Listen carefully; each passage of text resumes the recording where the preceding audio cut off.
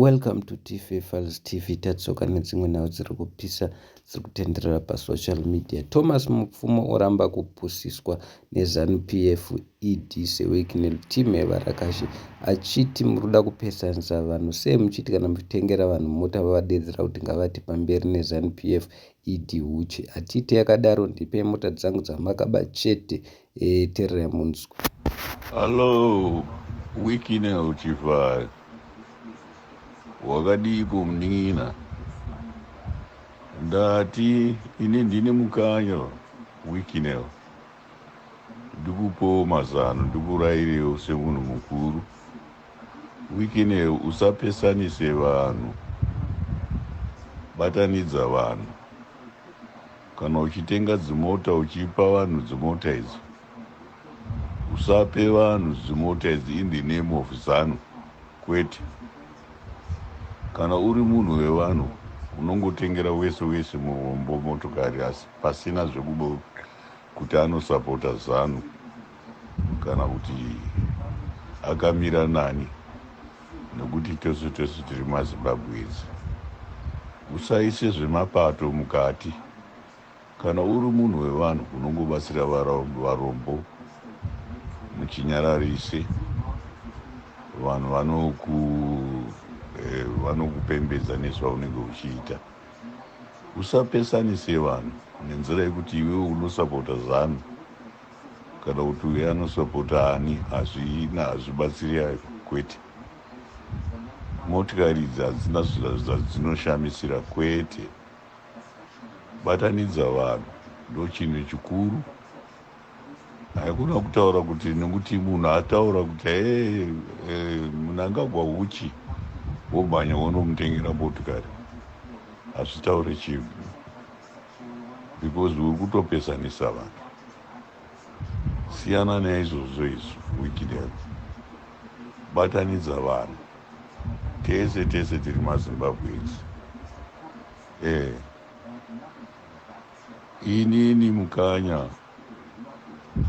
handisi munhu wepati kwete, handina bato randinosapota, ende yangu pati haina zvemarigaria kwete, haipfeke mbatya kana t-shirt yemunhu. Hai, ndingoriwo munhu wevanhu, vanhu varombo vese vanoshupika, ndo pati yangu iyo. Saka iwe usaite zvauri kuita izvi, kuti ukapa munhu unototengera munhu anenge ati munangagwa uchi ndo wava kumhanyira kunotengera motikari. Uri kupesanisa vanhu. Instead unofanirwa kunge uchionekwa uchibatanidza vanhu. Kana uri munhu wevanhu, batanidza vanhu. Haikona kutaura zvepati kuti hanzi nekuti wasapota munangagwa dzandokutengera motikari, hazvireve chinhu. Uri kupesanisa vanhu wiki neo. Dai wasiya zvauri kuita, because hausi kuita zvakanaka kwete. Ini motikari dzako handidzidedi. Ndakadhiraivha motikari dzakawanda zvikuru dzausina kumbodhiraivha iwe. Ndakakwira motikari dzakawanda zvikuru dzausina kumbokwira iwe. Saka handidi inadzo motikari dzako idzi kwete. Ndiri kungokumbirisa kuti motikari dzangu dzakatorwa dzidzoke chete, kana kuti ndibhadharwe mari yangu yandakatenga dzimotikari idzodzo. Ndizvo zvandiri kukumbirisa. Izvi zvese zvauri kuda you are dragging my name muningi mumadhaka, hazvisirizvo. Handidi zvangu izvozvo wiki neo.